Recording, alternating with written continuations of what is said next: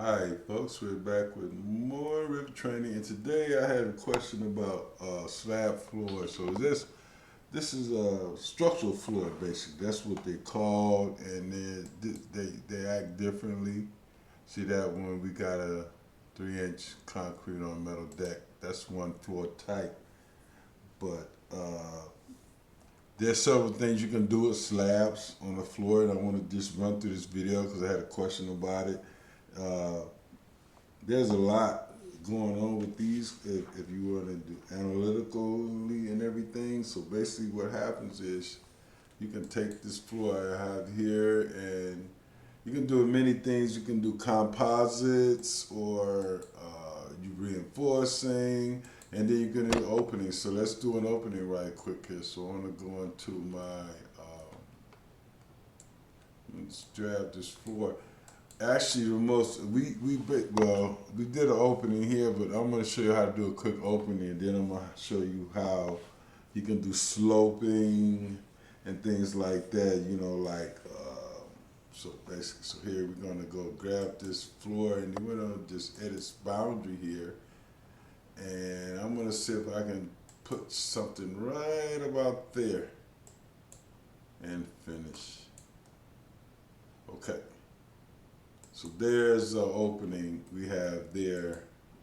And that's basically all you have to do an opening in Revit for a structural floor. Now it has a few other properties, so let's go over here and look at it. Basically, you can select it and do sloping.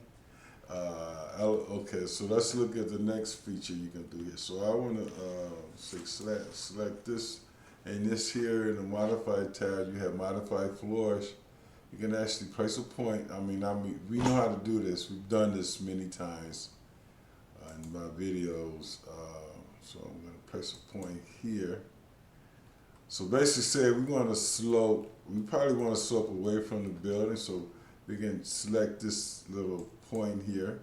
And that point is at elevation 0, 0. So we want to slope it down. We might want to go, say, I don't know, at this distance, let's say 1 inch. So we would do all these 1 inch or with any slope we want. So this is another thing you can do with a structural floor. You see, so I can go and set these levels or whatever depth I want. So if I drop this one here down 6 inches, it's at the corner. See what happens. So that's basically another thing you can do with a structural floor of a mini. And then another one is reinforcing. So basically, let's take this floor right here, and we're going to do area reinforcing. And we just select, let me see. Basically we just select these walls. Okay,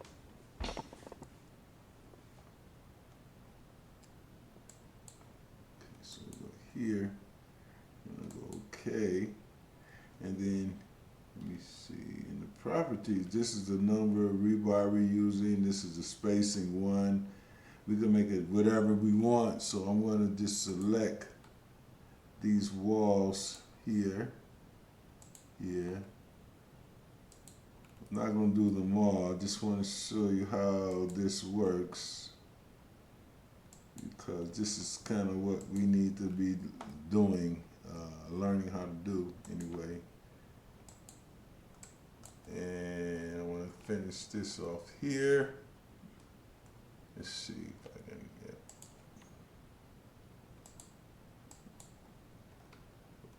Same thing with the columns and everything. You can actually reinforce in the model.